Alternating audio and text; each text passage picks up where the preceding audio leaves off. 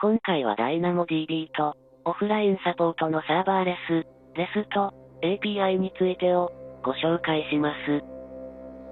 まず前回の動画の、サーバーレス、フレームワーク、入門、で、作業した環境を、そのまま使うことにします。最初にプロジェクトを作成します。カレントディレクトリの移動。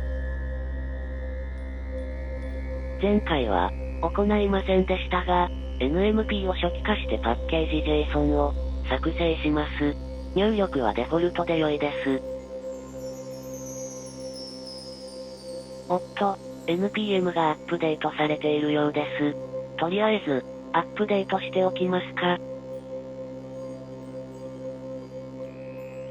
次に AWS のサービスを利用するための SDK と REST API のクエリを解析するためのライブラリをインストールします。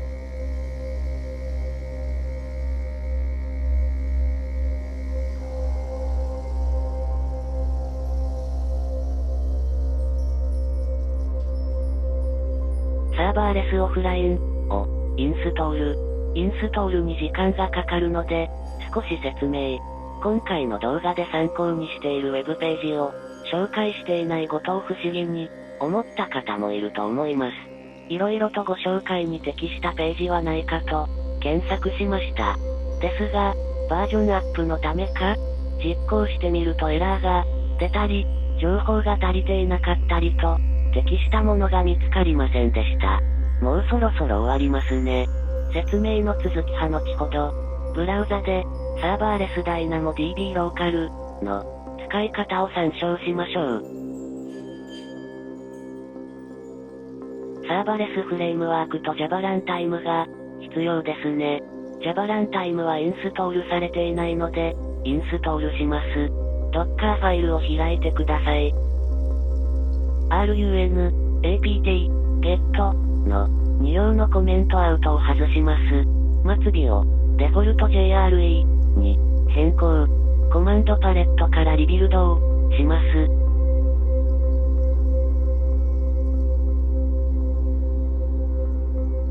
パッケージ JSON を参照しておきます。カレントディレクトリを変更。サーバーレス DynamoDB ローカルをインストールします。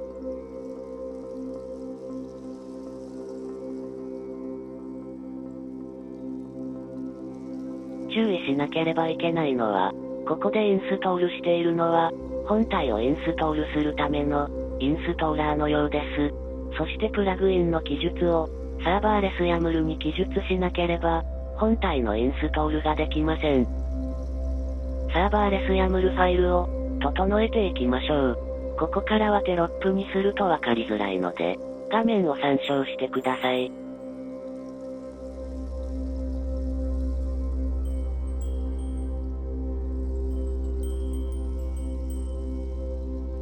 プラグインプロパティを追加。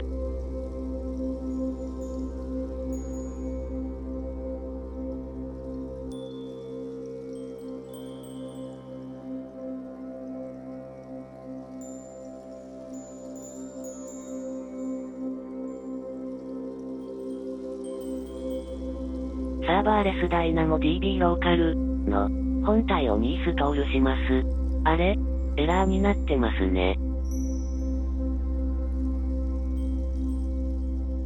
もう一度。今度は、うまくいったようです。設定関係はここに書いてあります。フ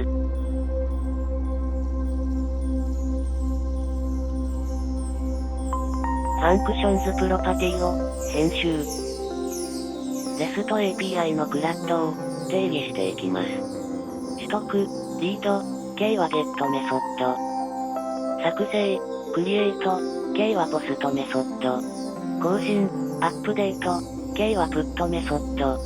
削除、デリート、K はデリートメソッド。次に、リソースズ、プロパティで、DynamoDB の定義をします。ローカル DB 用のマイグレーションの作成をします。マイグレーションズディレクトリを作成。ユーザーズ JSON ファイルを作成。とりあえず1ユーザーを定義しておきます。再びサーバーレスYAMLを開いて、サーバーレス DynaDB ローカル用のプロパティを記述します。IAM ロールステートメンツ、プロパティを追加して DynamoDB の権限を定義。ハンドラー JS を開いて、ハンドラーのコーディングをします。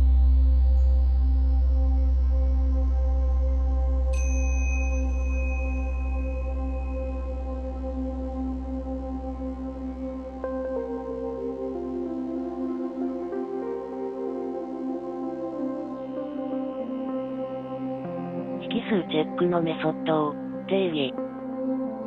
引数は ID と Uname です。引数の Uname ですが、DynamoDB の予約後に Name があるのでここでは統一して Uname にしています。DynamoDB の接続先が AWS 側とローカル側あります。そのためホストアドレスからどちら側に接続するか判断するメソッドを定義します。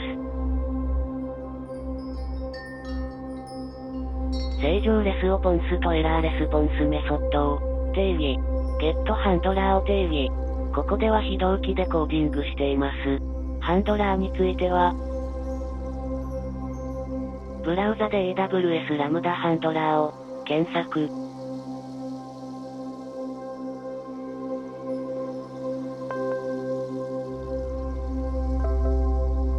ハンドラーには同期、非同期のコーディング方法があることがわかります。今回は非同期でコーディングしていくことにします。また、ブラウザで AWS DynamoDB クライアント検索。AWS DynamoDB ドキュメントクライアントのリファレンスを参照します。これらのウェブページの情報を元にハンドラーをコーディングしていきましょう。リストハンドラーを定義。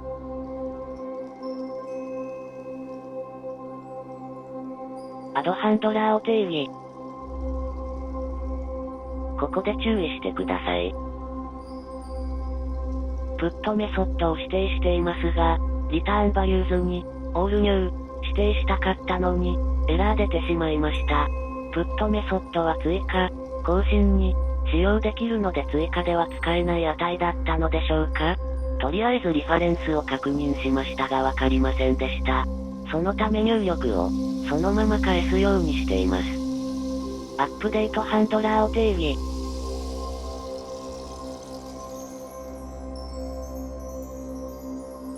リムーブハンドラーを定義。パッケージ JSON を開いて、スクリプトを整えていきましょう。大して簡約化もできないですが、SLS オフラインスタート、ですが、実行すると自動的に DynamoDB も実行されます。なので、SLS、DynamoDB スタート、は単体で起動する以外は使用しないでしょう。ランチ JSON を開いてデバッグを定義。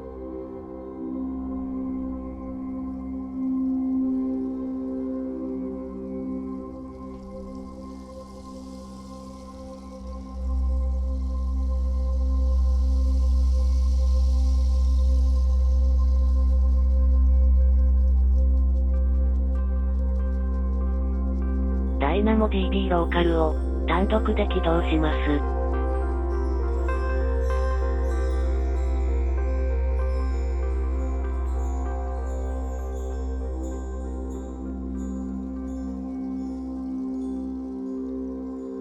ブラウザで確認してみましょう。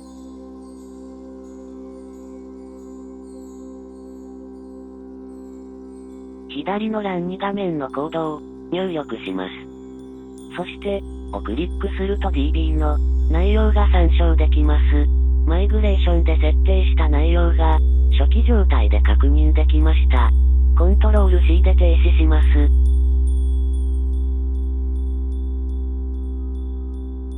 ブレイクポイントを設定しておきましょう。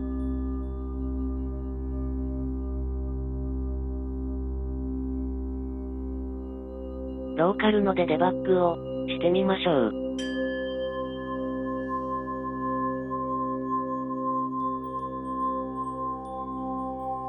ダイナモ DB も自動的に起動しましたね。ローカルできちんと起動しましたね。ラン&デバッグ、ビューを開いてデバッガーをアタッチしてみましょう。およ、名前が同じでどっちだかわからないですね。修正しましょう。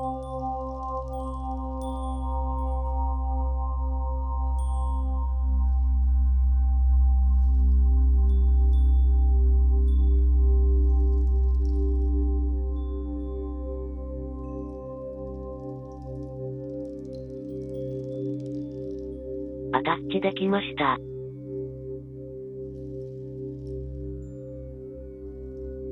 もう一つターミナルを起動。カールコマンドでリストを参照してみましょう。ブレイクポイントで停止しました。ステップ実行してみましょう。変数の内容も良いようです。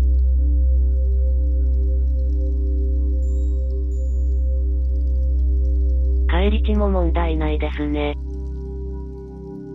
ローカル実行を停止します。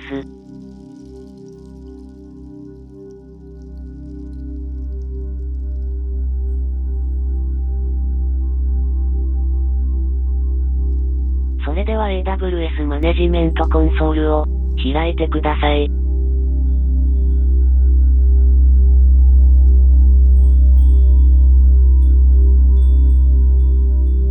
デプロイしてみましょう。時間がかかるので先ほどの説明の続きをご紹介に適したページが見つからないということでした。しょうがないので今回は私がコーディングしました。GitHub にプッシュしますので概要欄を参照してください。そのため説明のためのウェブページがありません。何か問題があればコメント欄にお願いします。デプロイが成功しました。AWS マネジメントコンソールで確認していきます。クラウドフォーメーションは飛ばして S3 が作られています。コードが格納されています。DynamoDB はテーブルが作成されています。項目はまだないですね。API ゲートウェイ。API ゲートウェイは各メソッドが作成されていることが確認できます。ラムダはスキップして動作を確認してみましょう。まずはリストを参照。何も登録されていないことが確認できました。それではユーザーを追加してみます。追加が成功しました。リストを確認すると追加したユーザーを確認。AWS マネジメントコンソールでも確認してみましょう。DynamoDB の項目を確認。追加した内容が確認できますね。ご視聴ありがとうございました。よかったらチャンネル登録よろしくお願いします。高評価ボタンいただけるとすごく嬉しいです。